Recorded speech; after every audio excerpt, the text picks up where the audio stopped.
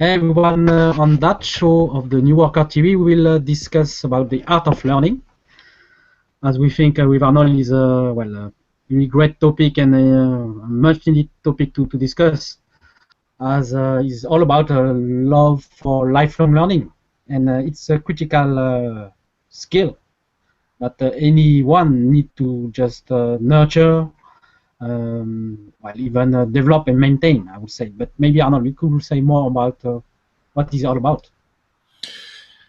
Yeah, I think there is a misconception with a lot of people about learning because that is driven by their experience at school or at university or at the education, where most people don't find the learning very pleasant, and they find a lot of anxiety and pressure because you had to perform and you had to get good notes at school or whatever.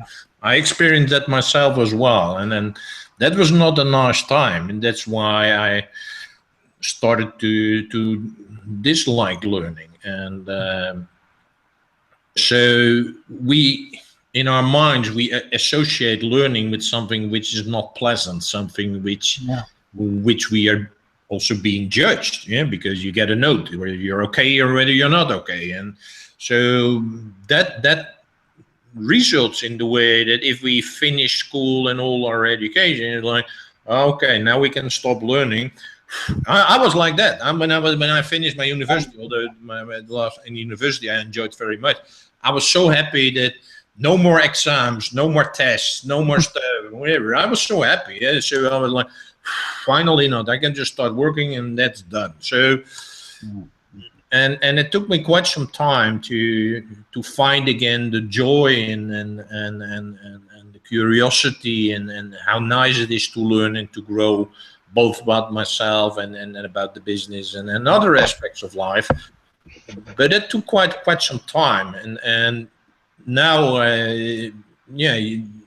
the times have changed so much that learning is really becoming what we think is the most critical skill you need to have. Yeah, ongoing, lifelong learning, that is really crucial. So, in order to get there, you really need two steps. Is one, you need to kind of get over your old negative experiences where learning is associated with stuff which you didn't like and where you're being judged. And you have to move into the area of the love for learning and really keeping up to date about what's happening in society at many levels. So that requires a huge shift, and that's what we were discussing, Rotana, these few days about. That shift does not happen by itself. There are some steps needed in order to get there. Maybe you can elaborate a little bit about that.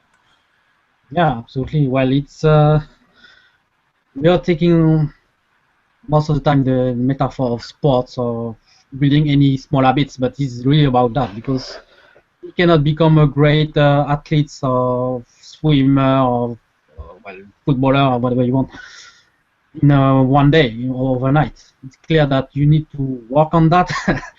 It should be also maybe fun and be having a coach or building those habits over time and see what works, what doesn't work, what can be improved. And these days, because of different ways of learning and doing, you can just do that. It's clear, but well, it takes still efforts. I'm not gonna lie, but it can be much more fun and connected, because well, learning can be also solo activity, but it also can be also collective activity, and that makes things well also more fun and more connected, because you get feedback, you can test this and that, you can iterate or let go things and improve things, because you're in communities or you have coaches who are there, your peer support system for learning for anything. So that's what I'm seeing more and more, because in the past, maybe, for instance, you might be tempted to go to somewhere else or just open a book, but well, it still requires a lot of work and it's not so simple and easy to do, because you need motivation for that. But when you're seeing other people who are doing this and that, well, it can be also motivation, I would say. Take control of your learning.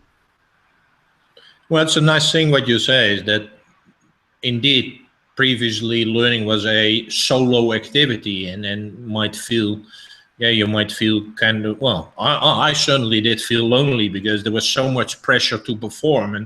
But now with learning, you can share with people and you can talk about certain topics and what are your thoughts, and that makes it more fun because I'm not the only one who's learning. You are learning, and there are other folks are learning, and just share our thoughts about that, or share articles, or yeah, that's what we do. Is we say, hey, have a look at this article, or have you seen this, or whatever, yeah. And then it becomes like, hey, my friends, my ecosystem which I created is helping me with that learning, and together we are growing, and that makes it more fun, but at the same time also more easy. Yeah, because in the end we are using also that knowledge or insights or whatever you want for applying that in our action. It can be in business, but it can be in life or even for other learnings, because if we are open-minded, then we get perspectives from others, and sometimes it can be wrong. We can be wrong or just don't know things too. So that's how people are there for that too. And that's the peer living or learning support that we are talking about. So that's very powerful through those social networks, but it can be other platforms. Yeah, absolutely. So that's why we say learning is an art, and art is something which, well, is the saying is like art is 99% perspiration and 1% inspiration, something like that. Yeah, but it's the same thing with learning. Yeah. Yeah, absolutely. And the more you do it, the better you become at it. So the more easier it becomes. Yeah. I don't know whether I meant, but I mentioned, well, our friend Heike, he speaks 6-7 languages, but if he has to learn a new language, it's really easy because he has learned those other languages and there are references for him, and he can use that. So that, yeah, things become easier the more whatever. Yeah, I did 10, 12 different sports. Most of them involved the ball and a piece of wood. And so even if it was a new one, whatever, I easily picked it up because I had the experience of the other one. So it's